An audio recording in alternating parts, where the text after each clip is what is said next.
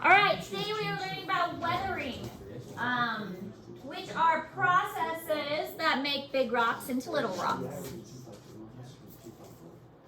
So there are lots of unique rock formations that can be formed due to weathering. And when I lived in Kansas, we had there was a place called Mushroom Rock, which had a lot of these kind of weird formations. If you've been in Colorado and seen Garden of the Gods, that's another example of weathering.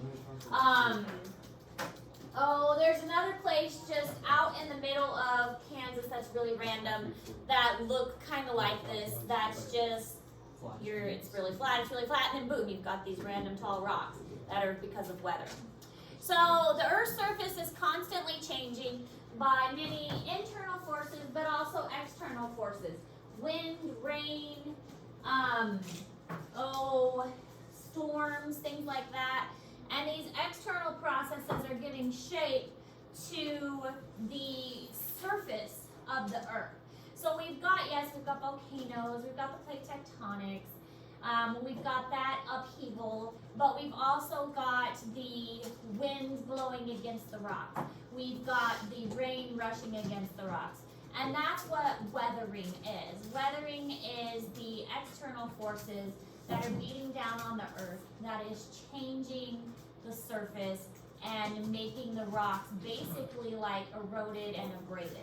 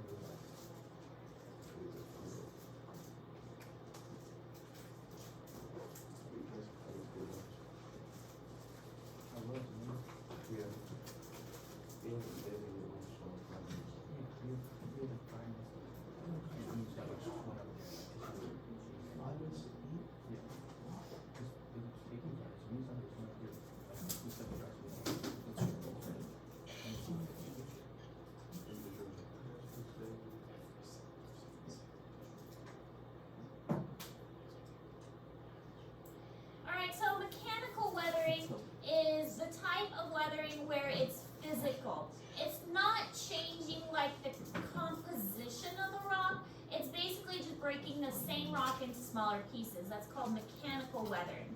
It's taking the rock and it's like if you imagine a hammer taking it and crushing it. So imagine a cookie, okay?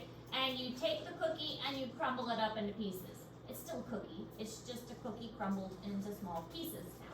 So, I mean, it still tastes like a cookie. Yeah, it's a cookie in small pieces. That's basically what mechanical weathering is. It has not changed the actual rock, except it's the same rock, just in small pieces. So mechanical weathering is breaking like a big rock in half, or there's different ways that this can be done. We're going to talk about what's called like frost wedging, which is a very common thing. Think of like potholes in a road. That is mechanical weathering. So that is an example of it.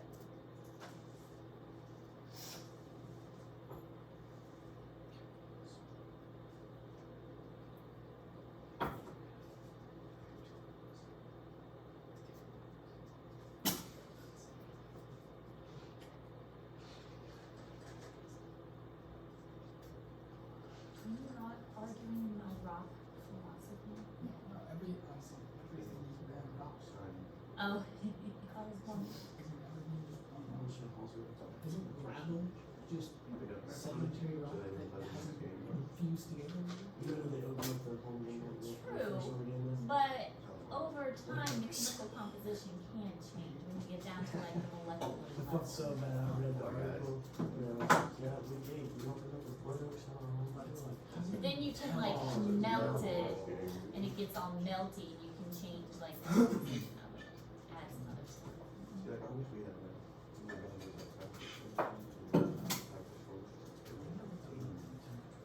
Depends on the rock. Does it, what if you mix Types of rocks, we all, learned there what are if you mix all of the types of rocks together? some of them will melt faster than Yeah. others. Can you make them every day? If you just take one rock and one rock and rock them together? Is that enough? I'm sure they've got a name for it. They mean something like Like, just like, there's not a name for every color. yeah, there is. Scientists name everything. You can't name it. I'm sure scientists have tried. Artists have Like tried. naming infinite. Go ask Fainter if there's a name for every color. That's a Fainter question. Okay. But I'm sure they have tried. They'll probably show me a website that has a name of like. I'm sure he probably will. You let me know what he No, it's says because about they name that. them with numbers, Oh, that's true, they do. so that they can read. No, it's not blue, it's just like Which is what I be doing. FF. Like I get. 1, 2, 5 or something. Yeah. Oh, the color codes, like how Yeah. you pick the color in Google Yeah. Docs and it's like, well, yeah, I looked it up so I could see what the color code for John Deere green was. Custom, and then it has like, there's like different scales too. Yeah, I know, I looked up. See, so it's technically a name. But like, is this every color? That's every color. Go ask Fainter and let me know what he says. Or are there colors that are? Alright, so there are 3 physical processes of weathering a rock. Mechanical weathering of a rock. There's frost wedging, unloading, and biological activity. So we're going to talk about each one of these. Frost wedging, unloading, and biological activity.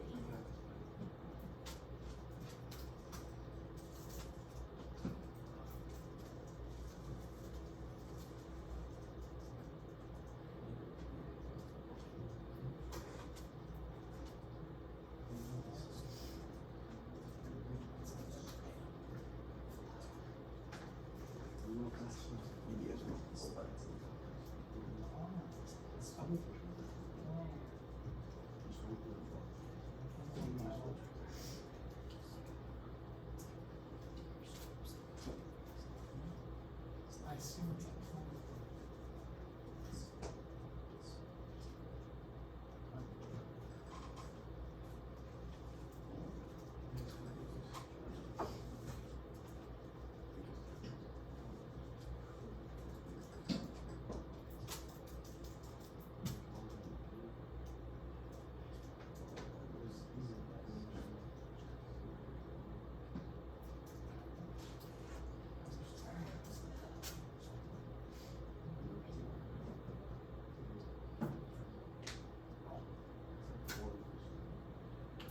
Okay, so frost wedging. So what happens with frost wedging? I'm sure you guys have put like a water bottle or something in the freezer. When you freeze water, does the bottle get smaller or does it expand? Larger. It gets larger. So the same thing happens with water just in general. So during winter time, usually it gets colder at night and a little bit warmer in the morning. So water will get down into the crevices of the rock and it freezes overnight. So when it freezes, it expands and it makes the rock break apart. And then during the day, it's going to melt. When it melts, it goes down into the rock a little bit more. At nighttime, it freezes, it pushes the rock apart even more. Then the day, it melts, it drips down into the rock more, and then it freezes at night and it expands. And so this is called frost wedging. It's a process of freezing, thawing, over and over and over again until eventually the rock is going to break. It is my phone. It always ring when I'm in the bathroom. And then I don't hear it because I talk very loud. I'll watch. By the time I get over here, it has stopped.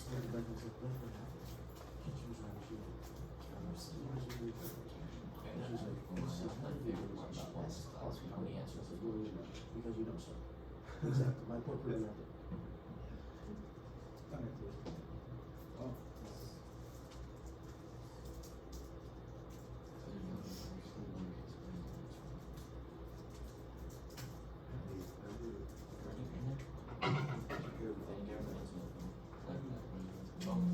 Yeah.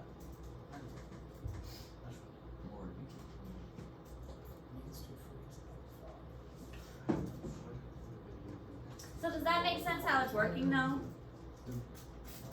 Freeze thaw, freeze thaw. Water keeps getting down into the rock.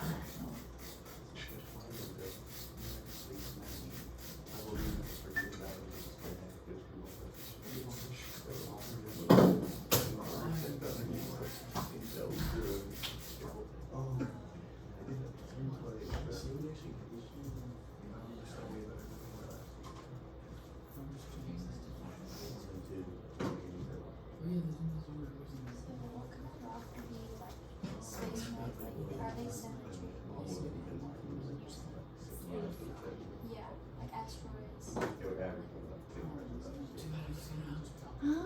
There's like a whole other like classifications. Not sure, because most likely they come through the atmosphere, so they've had to burn. Yeah. So So I would think aliens. yeah. If you had to put them in the group, but most likely I think they'd be like Yeah. but probably closest to aliens. Yeah, they're trying to make them up.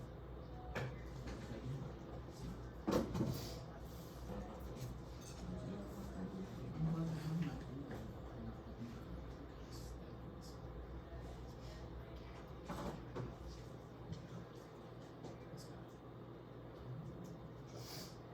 It's not. Yeah, I didn't get that first There's one. mosquitoes right behind it. It's not a meeting. It's just like you up there. Oh, it's just not like you have to. I went to see two. Harrisburg High School, 3:15, 3:45. Just don't show up.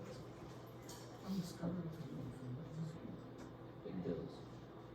this is family. Okay, so here's just a picture of how frost wedging works. A couple different pictures. The first one is the most simple. You've got a crack that gets filled with water, then it freezes overnight. The water expands, so it pushes the crack wider.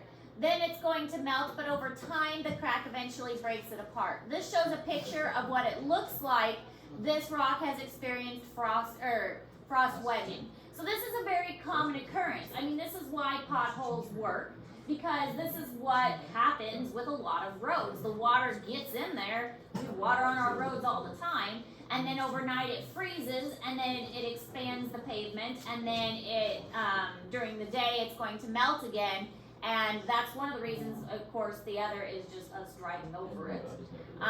So the combination of the two makes the potholes even worse.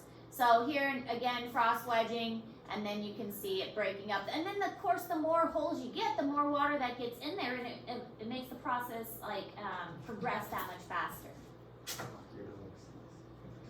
So here we can see the frost wedging taking place even faster, but what happens is you cause this buildup of stuff called talus at the edge of these hills. So talus is a sections of rock that are wedged loose, and they may tumble into these large piles that are at the edge of the hills. So as all this frost wedging takes place, you get these small piles of rocks that build up at the bottom of hills, and it kind of makes these just little piles here. So this is called talus.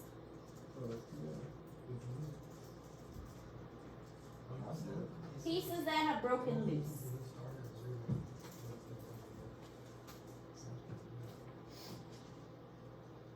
Oh,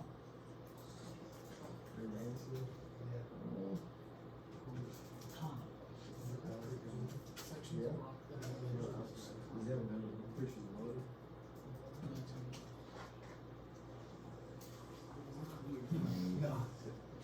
doesn't sound.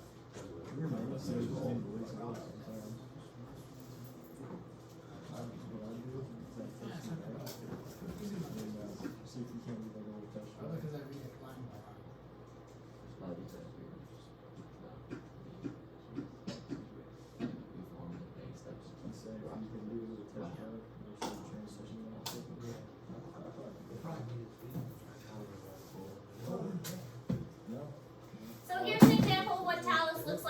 real life. This hill has experienced frost wedging, and all of these little pieces have tumbled off of this cliff because of the frost wedging. So this is all talus. Then another type of mechanical weathering is called unloading. The outer layers expand more than the inner layers. So this creates pressure when the outer layers are expanding more, and basically like these large slabs are just gonna kind of break loose, and it's like whole layers of rock are kind of shedding off. So think of like onion layers are coming off of an onion. Same idea, only with rock. So you have a whole layer of the rock just kind of shedding off. And that's because different layers of pressure within the rocks are making it kind of shed off.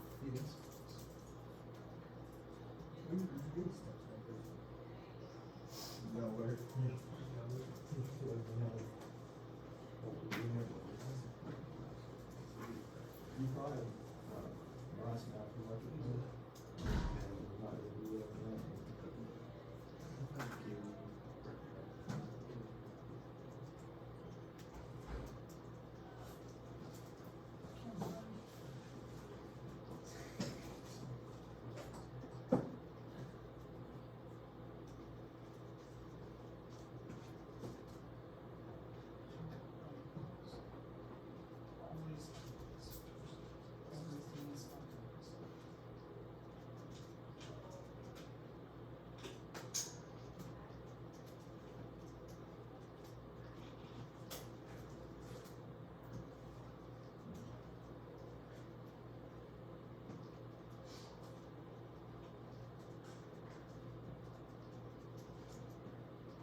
What you trying to say you're like for? What? What you trying to say you're like for? 125?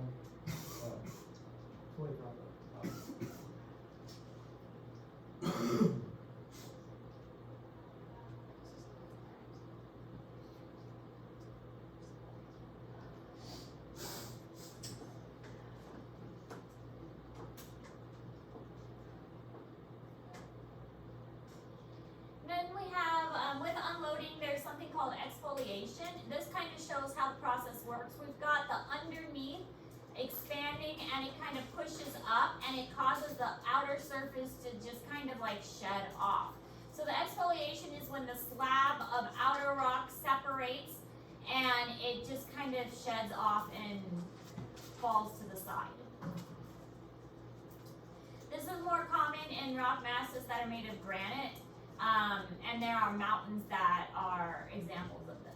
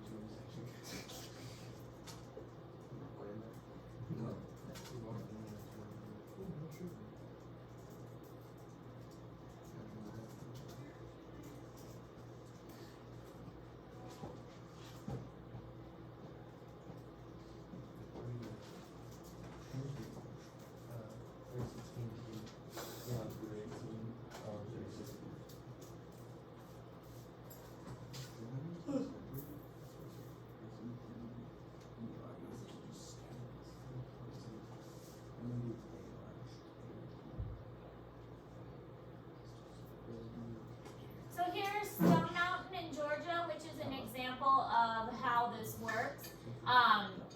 They've carved into the side, which is why it's famous. But a far away view of it shows the overall uploading of it. Pretty cool. All right, biological activity is the last kind of mechanical weathering. Hey, let's go. We were recording.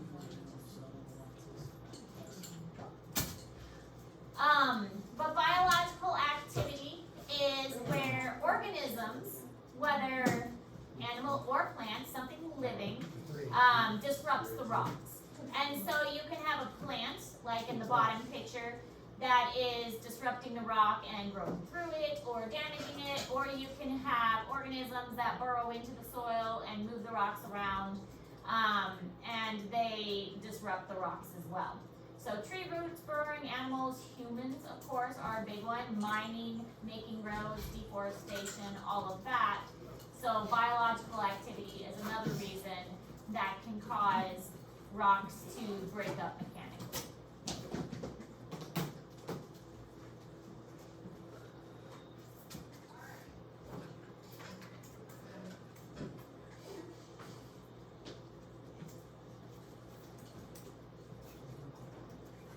Throw the fire away. I heard you, little boy.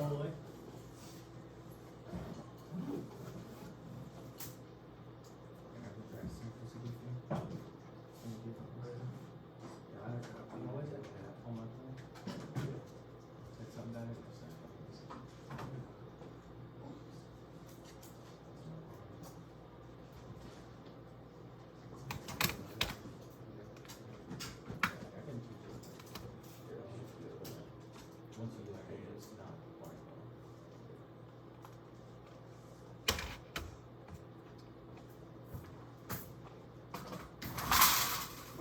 I was about to warn you. It works, but that thing works.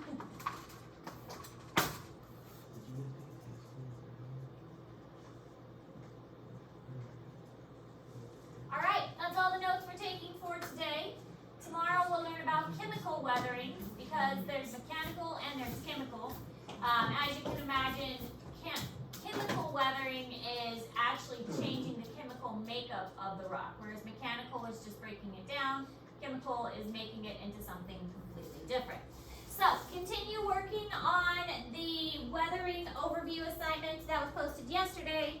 And good. Then you can work on an assignment from another class because I don't want you to get too far ahead Don't have of some of the others. You don't have any, then you may hang out quietly and good jobs of getting your work done. Thanks, gang. Questions?